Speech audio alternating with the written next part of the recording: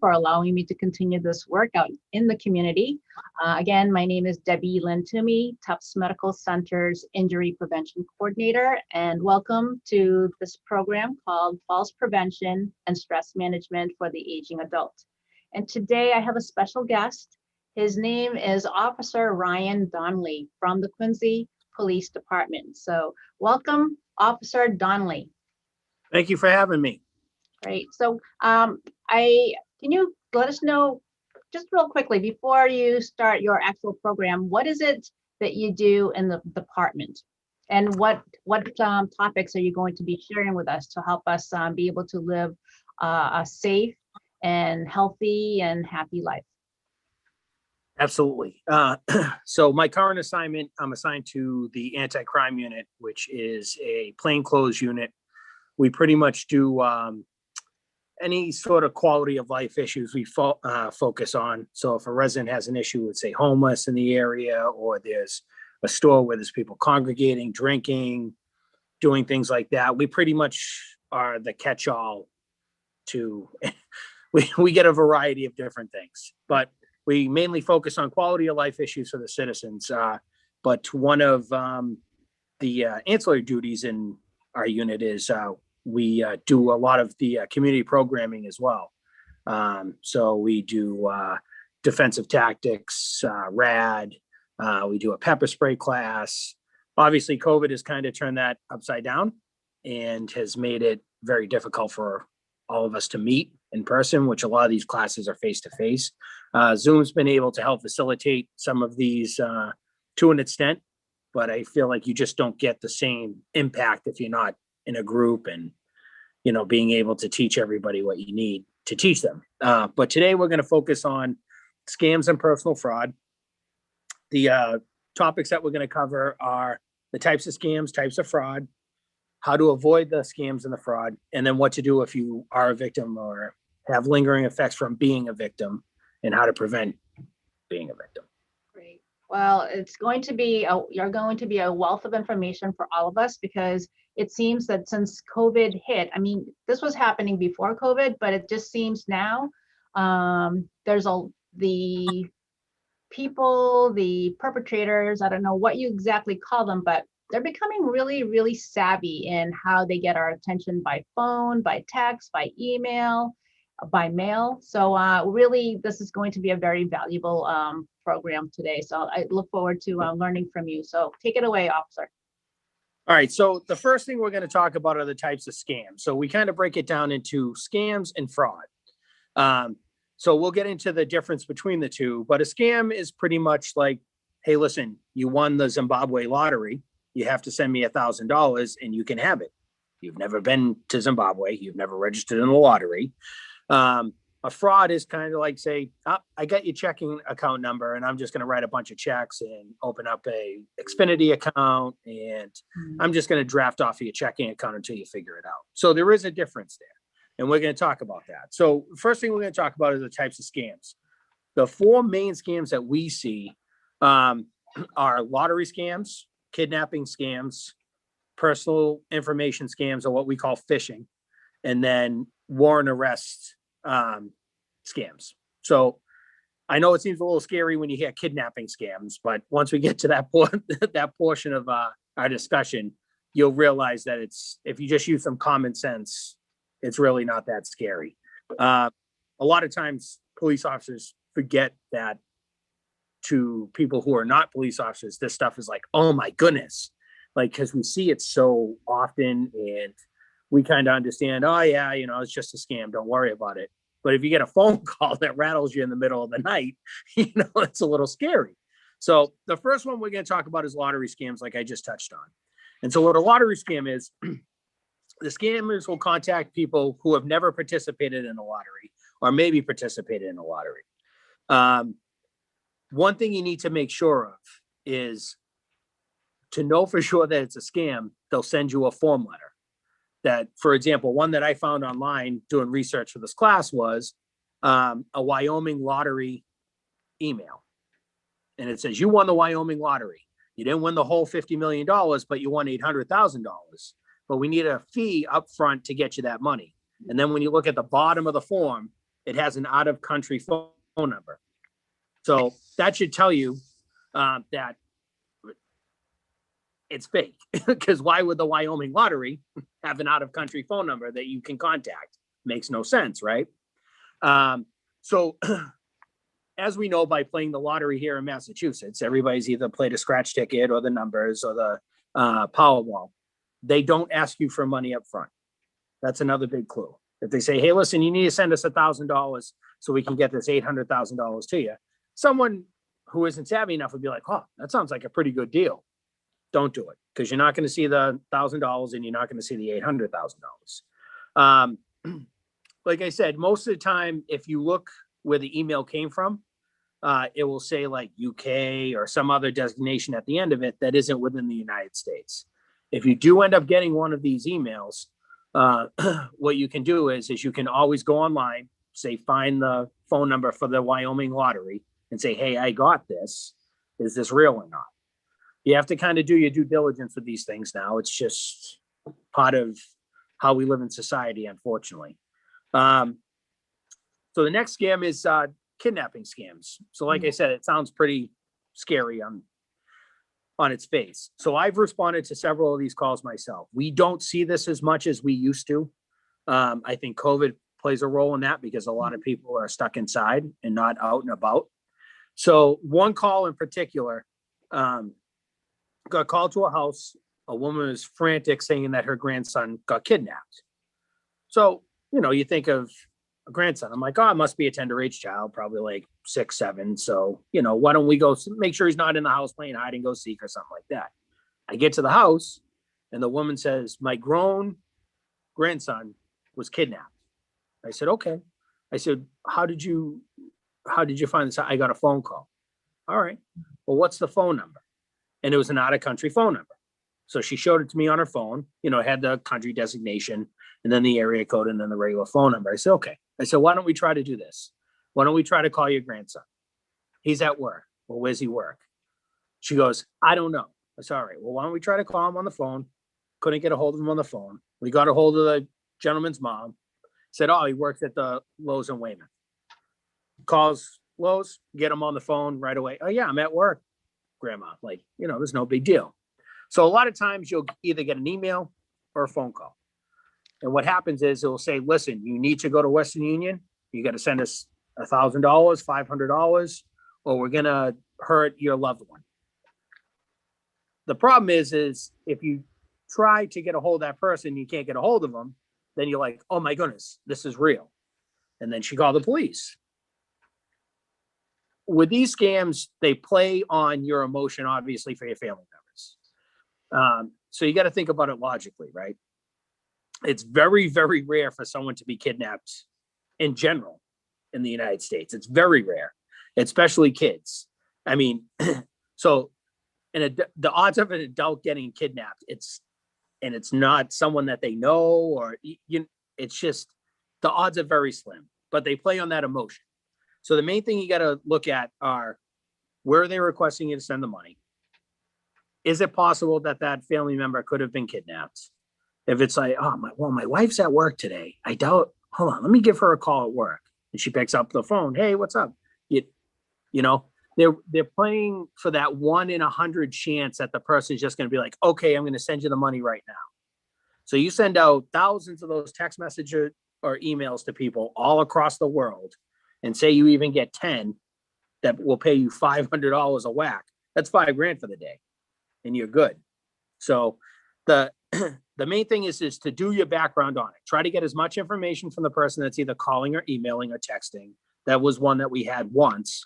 Try to get as much information from them as possible. Okay, if you have my grandson, what's he look like? Well, that's not important. Well, it kind of is important. I want to make sure that I'm paying to get the right person out if you actually have them. Where are you located?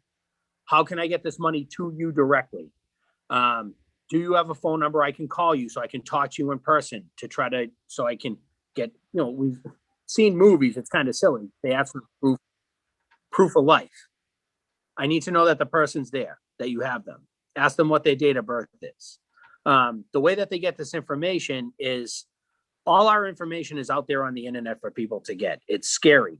It is absolutely scary. You go on some websites that will show your family lineage. They'll give you your phone number, address, date of birth, who your kids are. It's crazy. So they get all that information off of the internet and they try to come up and get money from you through a kidnapping scam. One that's far more common that we come across is what's called phishing.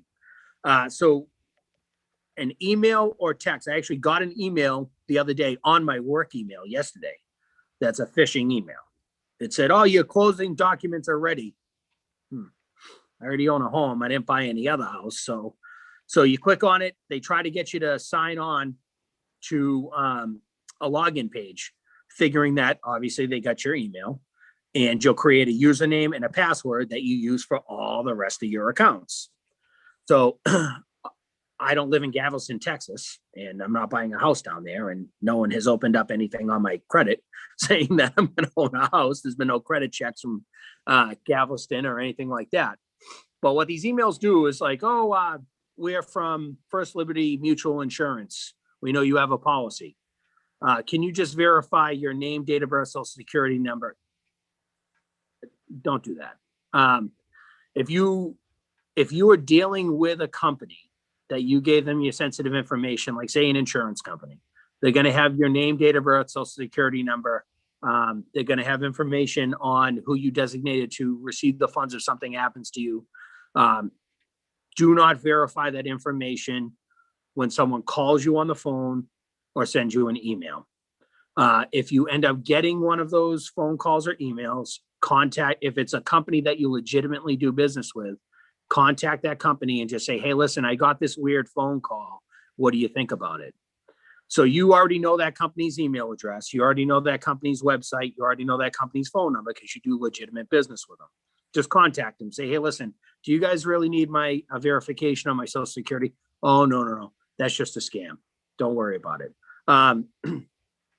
They'll also pose as the Social Security Administration as well and say, "Oh, we need to verify your social security number." Well, if you're the Social Security Administration, why do you need to verify my social security number? I actually got a phone call. I was out at a call, keep getting this weird phone number. So I finally pick it up. It's a gentleman that clearly was not in the US and says, "Hey, listen, my name's Joe," he said, or something like that. "I'm from the Social Security Social Security Administration. I need your social security number to verify it because I believe that you might be in trouble." Okay. I said, "Well, here's my social security number, 999-99-9999. He said, "Oh, hold on, let me put that in." I said, "I got the last one, buddy. I got the last number. There's no more left. I got the last one. Hold on." Puts it in. "Oh, that doesn't register." "Oh, okay, well, that's my social security number." And then he started swearing at me and yelling at me. So right there, you know that it's not real because there's no professionalism. Someone from the Social Security Administration is not going to swear at you and yell at you. So then he hung up on me. But that brings me to the last scam that we're going to talk about. So there's a scam out there where people will call. You can check it on YouTube. There's actually some funny videos where they'll actually call police departments and say, "Hey, I'm looking for Ryan Donnelly. Can you put me through to him?" So if you have an extension, sometimes the dispatcher or the secretary will put them through to you. And there's one in particular where a captain, I believe it was somewhere down in Alabama, gets a phone call saying that she has an arrest warrant for her. And it's from the Social Security Administration. And they need to verify your information so they can cancel the arrest warrant. Couple things. The Social Security Administration does not issue arrest warrants. They do have an investigative body, which they try to determine whether or not people are using Social Security numbers fraudulently. But that would either come from IRS, if they were to draft a warrant, the IRS or the FBI. It's kind of funny because, like, if you're busy driving down the street, like I was that day, and someone calls and I wasn't really like paying attention to what they were saying, I'd be like, "Oh yeah, here's my Social Security."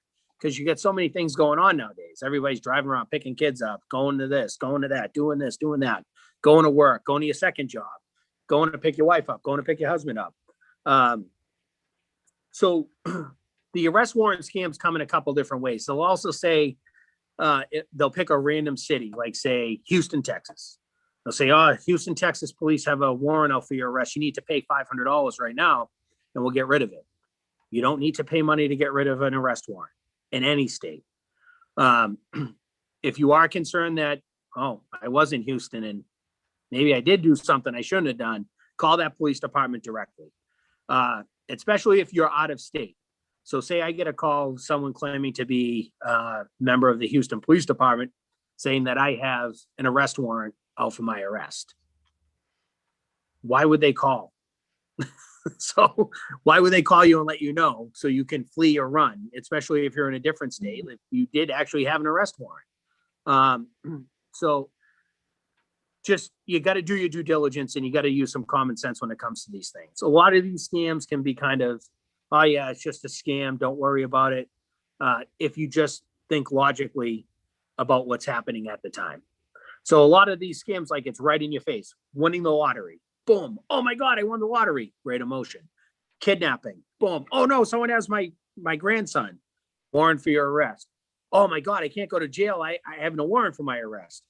The phishing information scam is a little bit more subversive because they're trying to get that information from you secretly. But the other three play on emotion.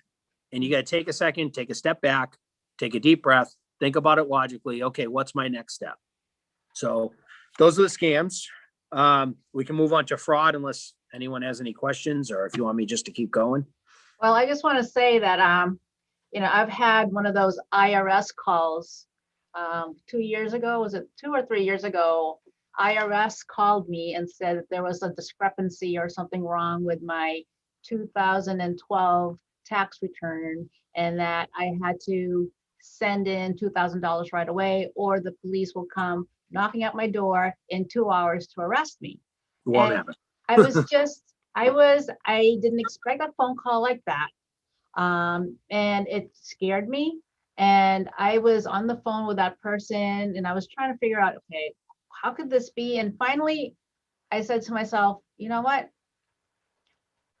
I want to call the police, Quincy Police right now, just to let them know what's going on. So I told the person on the phone, I said, hold on, I want to call the police department right now because I want to let them know what's going on. And that person just hung up. So, at least at the back of my mind, I knew, okay, this is crazy. If you ever feel like like your instincts telling you there's something off here, you got to listen to that instinct. Yep. Yeah, that's just like, it's just one of those things. And, like do your due diligence. Exactly. Yeah. 2 additional pieces of information to go along with that. One, the IRS sends correspondence mainly through the mail. Mhm. So if you get a letter from the IRS in your mailbox, 99% of the time it's the IRS. Secondly is we don't serve federal arrest warrants. Local police do not serve federal arrest warrants. If you have an officer attached to a task force that has been deputized federally, then they can. But I'm not going to go serve an arrest warrant for someone who may owe $2,000 for on their taxes. So just keep that stuff in mind. So the types of frauds that we're going to go over, like the main sort of generic types of fraud. So we're going to talk about identity theft, credit card fraud, and check fraud. Check fraud's last because that's a lot less common now. So that one will be fairly quick. The identity theft is very, very prevalent. It happens all of the time. We get calls every day for someone who has had their identities stolen. Now that goes hand in hand with check fraud and credit card fraud. I've had fraudulent charges made on my credit cards. My wife has too. I have multiple friends who have. It's everybody because all that information is floating around freely on the internet. The dark web is a huge source of credit card numbers, especially people with tier A credit. All it takes is some sort of key logging program on a computer that you use somewhere down the line and you logged into something, they can backtrack all your information. It's scary. It's scary how much information they can get from you. So the definition of identity theft is when someone steals personal information or receives some sort of goods, products, or services pretending to be you. So criminals can get your information in a bunch of different ways. They can steal your wallet, your purse. They can steal your mail. For example, like I still get a couple of my car payments still through the mail. They can someone can go to the post office and change your address to have your mail sent to another address, but you'll know that right away when you don't get your mail for a couple of days. So the change of address forms at the post office, we haven't seen that much, but it does happen from time to time. And then what we have is called dumpster diving, where people will go through your trash. So I tell my wife all of the time, do not put your bills that you're done with in the recyclable trash barrel. Just don't do it.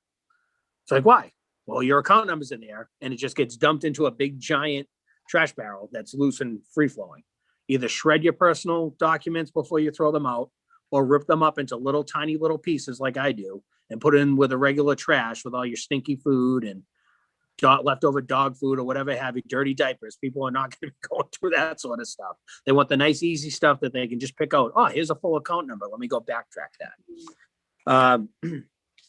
Other ways they can get your identity information: breaking into your house, theft of your phones, computers, tablets, picking up old phones that you've either thrown out or given back to the cell phone companies. Make sure that your devices are wiped completely clean as best as you can. Like I said, phishing, making those fake emails that we talked about before.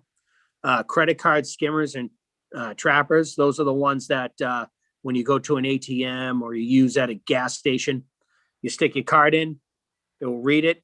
Not only will it read to get your gas tank full, but it will also send a electronic signal back to whoever put the skimmer on there. But usually that person has to be fairly close by because the range on those are very, very small. So, you know, a couple 100 feet. So usually a person will be sitting in a car down the street, gets downloaded onto a tablet, and then away you go.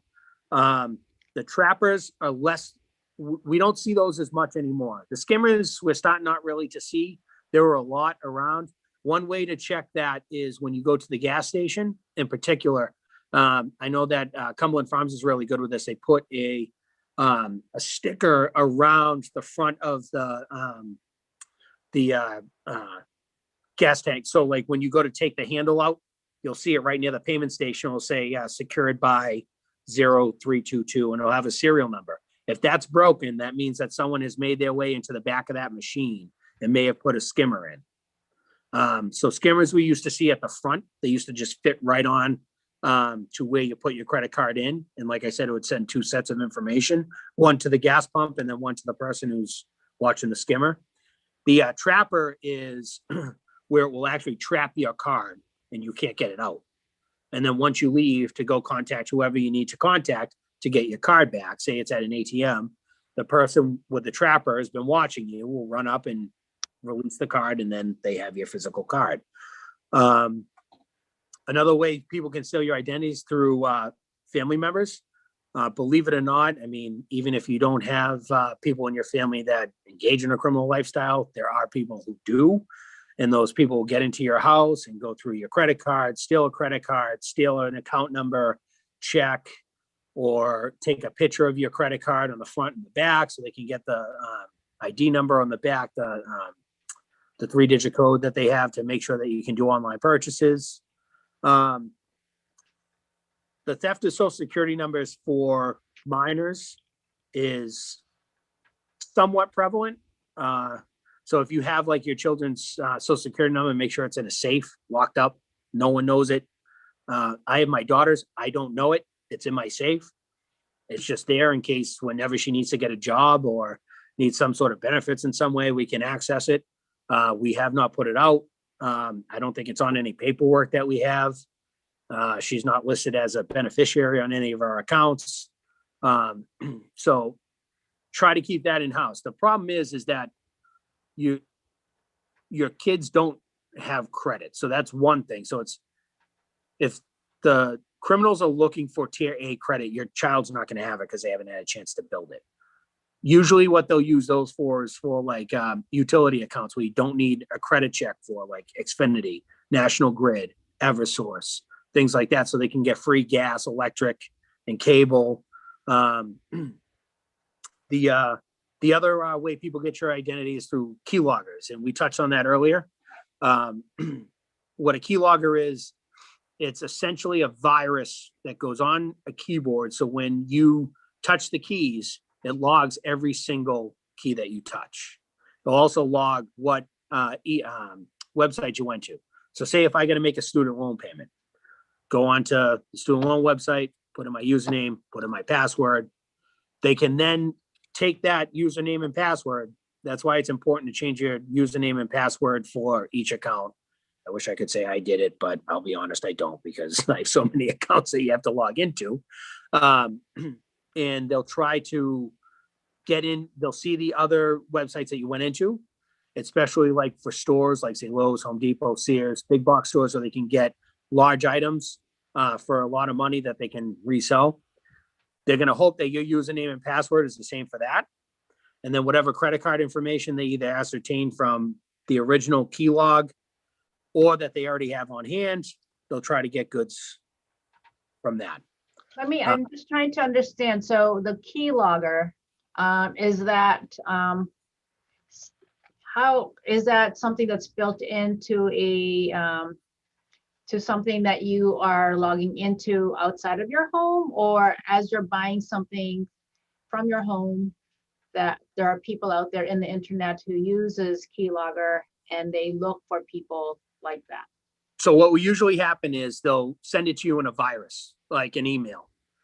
You'll open it up not knowing that it has it in there. You're like, this is just a junk email. You get rid of it, but that virus has already been implanted into your computer. So say you go on Lowe's and you want to buy, a new outdoor dining set or something. You put in your username, because they make you create a username, password. You got to put your credit card in and the CV number on the back of the credit card. Now they have all that information. So they can take all that. They can just take the credit card information and go buy stuff somewhere else. And then all of a sudden you see, oh, geez, it's $2,000 for some store in Alabama or Oregon. I didn't go there. That was that information that they took. That's what I think happened with my credit card. They ran up like $7,500 in charges for just random things. It was odd. One was like a nail place in Alabama. So it's crazy. Some stuff you can't stop. I take it seriously, and I think I'm pretty diligent when it comes to these sort of things. And I was a victim of it, so, but that segues into credit card fraud. Like I said, the credit card skimmers and trappers, that's a way that they can get your credit card information.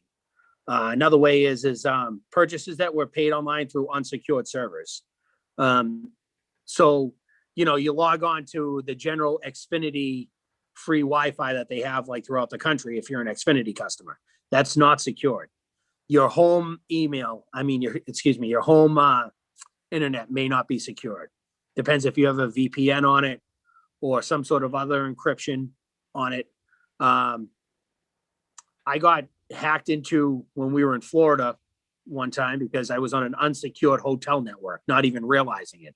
I just had my phone on for internet whenever with the internet, so it'll save you on your cell phone usage. And logged on. Next thing you know, a couple of my accounts I couldn't get into. Luckily, I didn't incur any fraud on it, but they changed the username and password, and I couldn't get into them. So it was a kind of a pain in the backside to get back into those. Yeah.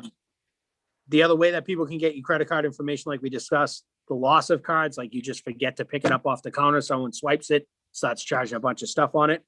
And the theft of it too, car breaks, home breaks, things like that, where people will just lift the card off you. I wouldn't worry about pickpockets so much, but I keep one credit card on me and my driver's license in my front pocket. I don't carry a wallet.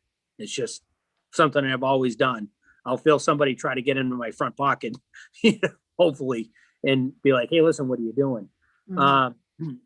The good news is with credit card fraud is that the credit card companies are very good and they're willing to help the customer. So the fraud that I had was through Chase. I called them up and said, hey, listen, I have these 3 charges. They're looking at it. They're like, oh, have you ever been there? Nope. They just take a quick verbal statement from you. They make you a test over the phone that you did not charge those charges. And they send it off to their security department. So the main thing is that they want to retain you as a customer.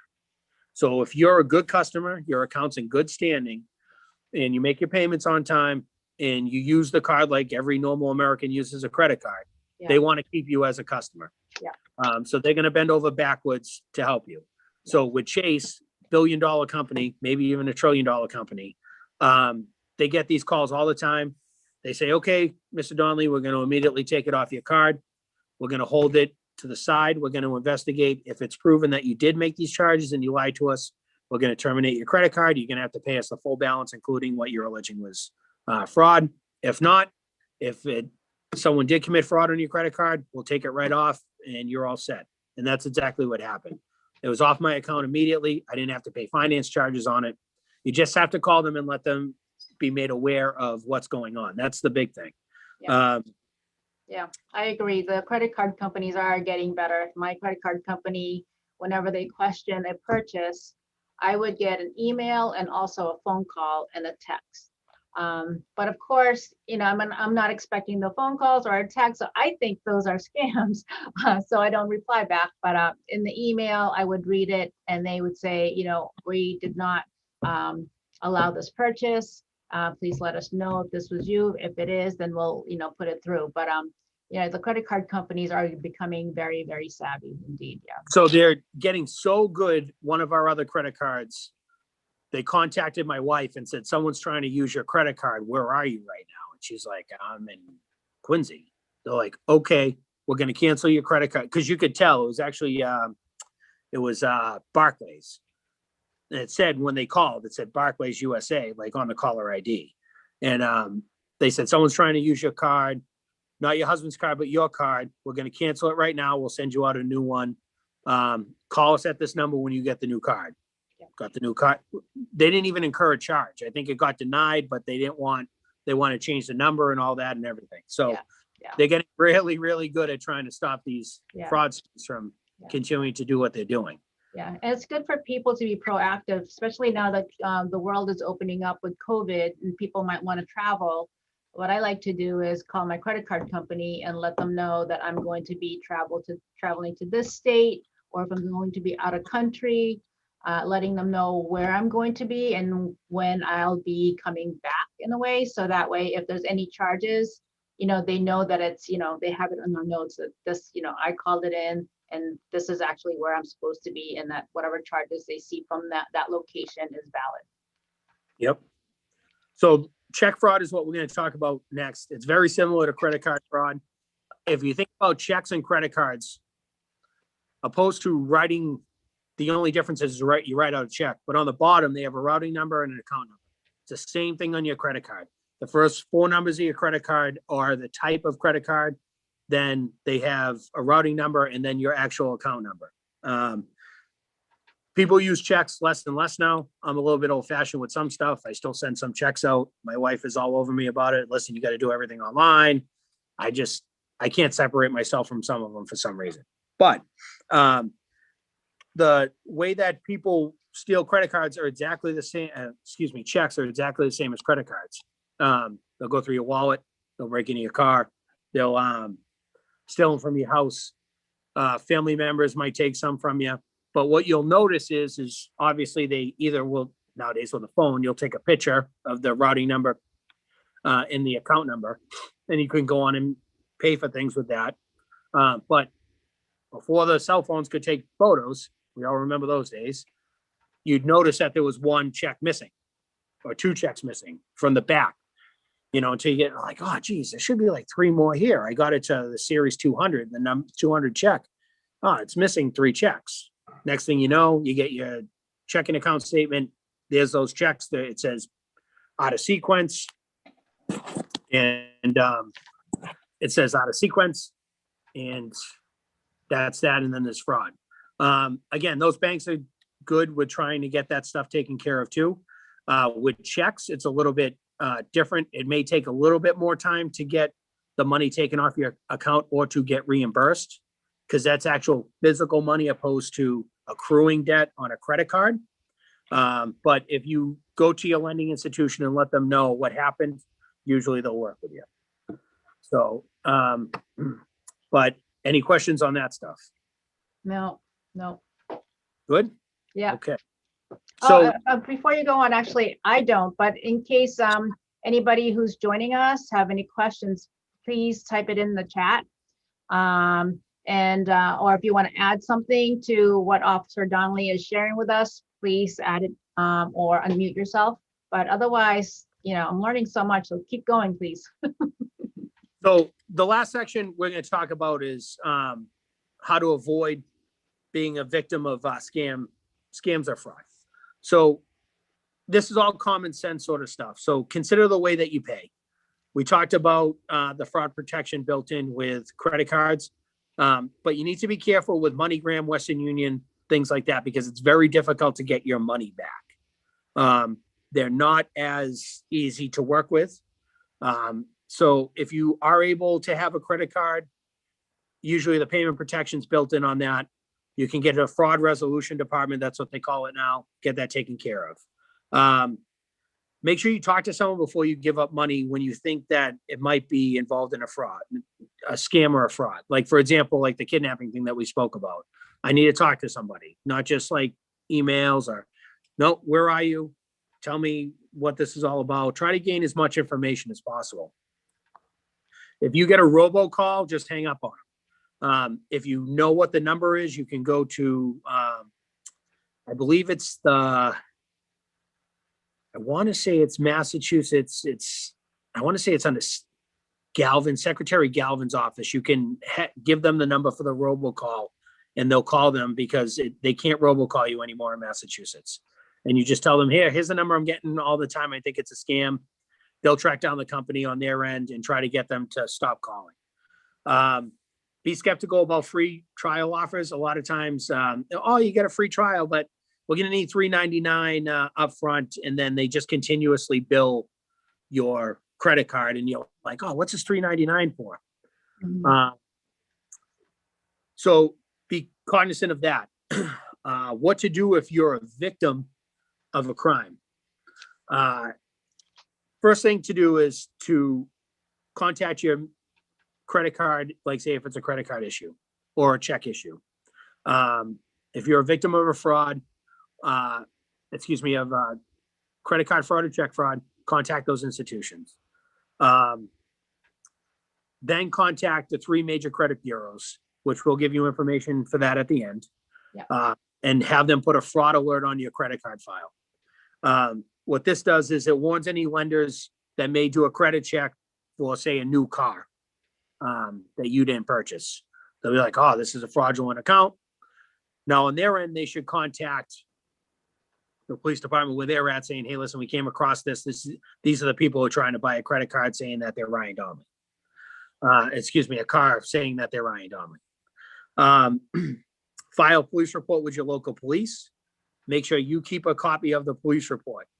A couple reasons is like, say if someone does get your personal information and starts doing a stolen identity fraud against you, you'll get random bills for things that you never signed up for, like say a credit card for Macy's or N-Star in Chicopee, Massachusetts, when you live in Quincy. Contact those people, say, hey, listen, here's the case number with the Quincy Police Department or ex-police department and where you live. I was a victim of identity fraud. This person's perpetrating fraud on me. I shouldn't be held responsible for these charges. Usually, when you submit something like that to those companies, they're like, oh yeah, you're not scamming us out of money. Someone's scamming you out of money. When you come into the police department, you give us your information of what's going on. Like say, if you're filing a fraud report, knowing that if you file a false police report with us, that you can be charged with a crime. So when these companies see that you've file the police report and it's righteous, they're like, okay, well, they went into the police department under the pains of perjury pretty much, and filed a police report. So it's got to be legit. Don't deposit a check and wire money into banks that you don't know. Like, for example, like when we talked about the kidnapping fraud, the scam, or the lottery scam, they'll say, hey, listen, you're going to have to deposit a check into this account by 2:00. Like you said, Debbie, when they said, we're going to come pick you up and we need that money. Once you submit a check, they have your checking information. If you submit a wire, you're not going to get that money back. So it's almost like, a check's easier because then I can go to the bank and say, hey, listen, but then you have to change your checking account number. You have to change all of that, your linked savings account. All of that stuff needs to change, and it's a giant pain in the backside. You can also sign up for free scam alerts through the Federal Trade Commission at ftc.gov/scams. That's the federal government. They're far more up to date with all of these scams than I am. That's pretty much all they do is to try to stop consumer scams. Another thing you can do is when you're a victim, contact the grantor of each fraudulent account, like we talked about before. Say you get a bill from an address in Chicopee saying that they're using your information for Xfinity.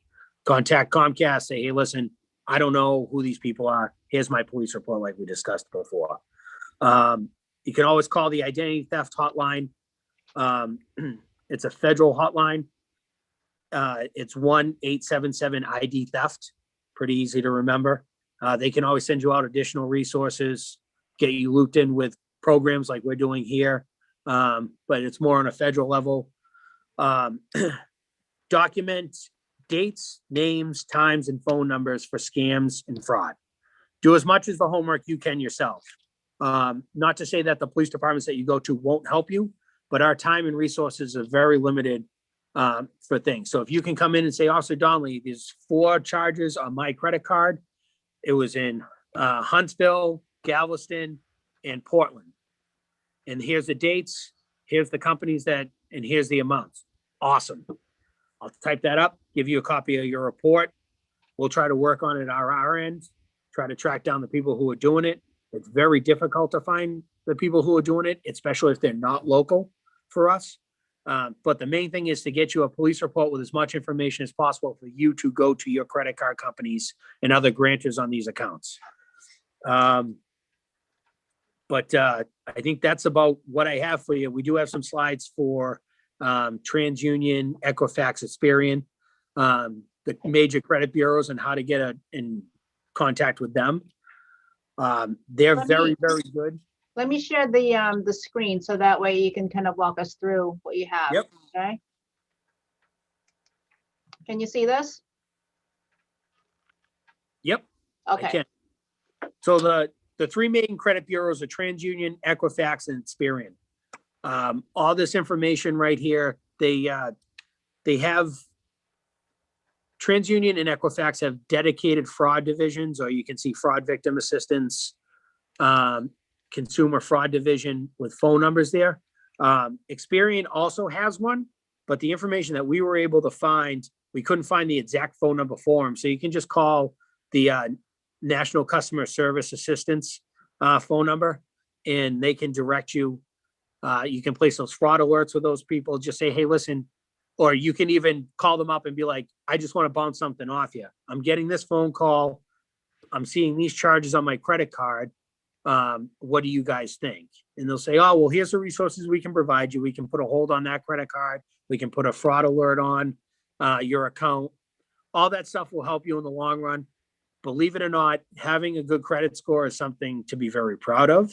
And it's also something to make sure that you keep intact, because that affects you buying cars, a home, getting home equities, other loans, things that affect your life on a daily basis.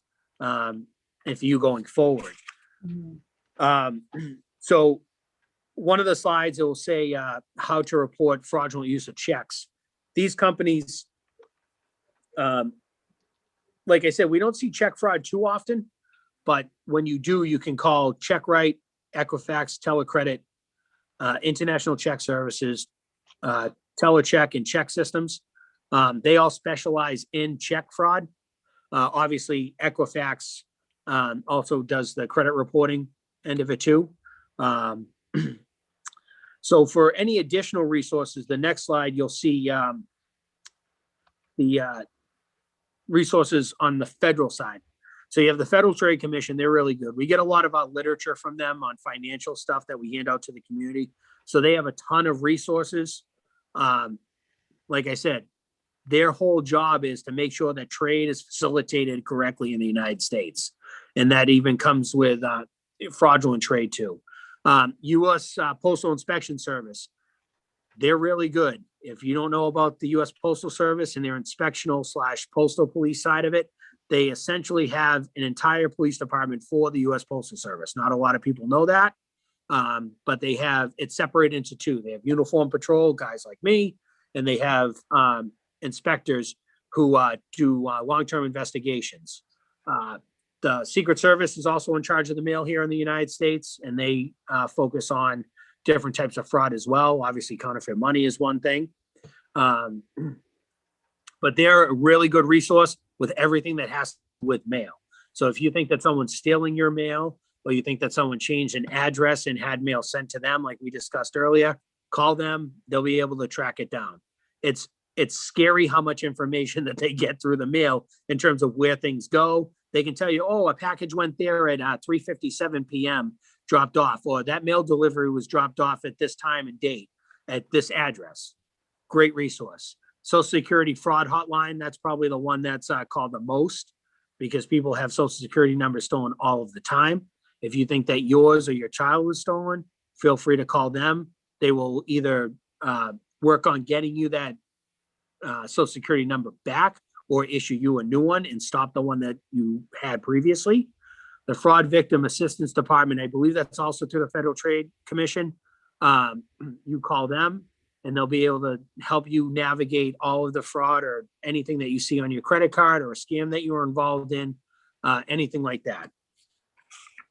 And I think that will do it. That's the slide there. Okay, let me stop to share. All right. Wow.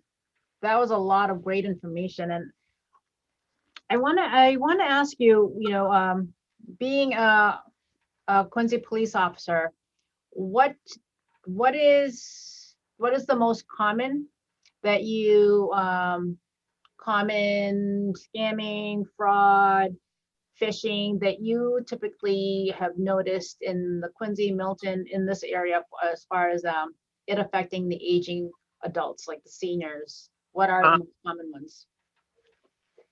Credit card fraud's pretty prevalent throughout any age group. So, I mean, every age group uses credit cards. It's simple. It's easy. People don't like to carry cash on them nowadays. So we see a lot of identity theft and credit card fraud through identity theft. And some of the scams, so like the lottery scams and the kidnapping scams, sometimes people will, like I said, act on emotion with that and be like, oh my God. A lot of times when you call someone up and say, hey, listen, you got a warrant, usually they're like, yeah, whatever, dude. You know what I mean? They kind of hang up on you. But the lottery people, oh my goodness, this is great. Especially, like, I would say the kidnapping scam is more prevalent with elderly people because they have a larger family. They have grandchildren, children, maybe great grandchildren, and you can't keep track of those people. So it can be a little bit difficult to be like, oh, I need to call Susie right now and make sure, oh, what's her phone number? But you're like, oh my God, if something's happened to her, I got to make sure I can take care of it now. Those are the ones that we see. But like I told you from the beginning, the kidnapping one during COVID has kind of ceased just because a lot of people are inside. So it turns out to be identity theft and fraud. Yeah. Yeah. All right. So, so just kind of going off a slight tangent. So, how about keeping in line with the safety and security of the aging population, those who live in their own apartments or in their own homes? What are what are good ways for the aging population to keep themselves safe in their own property? With fraud or just in general? In general. So just like, so we're off topic, just now, just the property safety of the This is actual, what I yeah. cognizant of your surroundings at all times. Okay. You'll know when something's not right. Just if you see something that's not right, or you get that feeling, leave. I tell my daughter that. I tell my wife that. I tell my friends and family that. Always be aware of your surroundings. Always. People will be on their phone, not paying attention, walking across the street, walking down the street. I saw one girl in town once on her phone. She had an iPad in one hand, phone in the other, not paying attention to where she was going. And I just said, nope. Someone could just run up and steal her phone and her iPad, and she wouldn't know what they look like, where they went, where they came from, where they're going, anything like that. You need to be cognizant and pay attention. That's the main thing. You can do a lot of prevention of crimes against you just by paying attention. Just that's all you got to do. Once you're inside your house, your guard goes down, obviously. I mean, because that's your sanctuary. That's where you're supposed to feel the most safe. It's just common sense and just looking around you. Like, you wouldn't believe how many times someone's been a victim of a crime. Well, what'd the person look like? I don't know. Which way did they run? I don't know.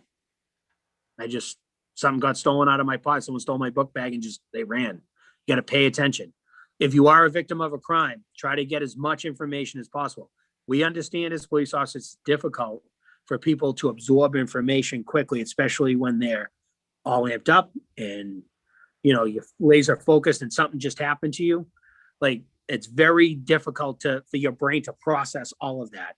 But the more information that you give us when we respond, the better. The easier it is for us to investigate and bring the person into jail, lock them up, file charges against them, all of that.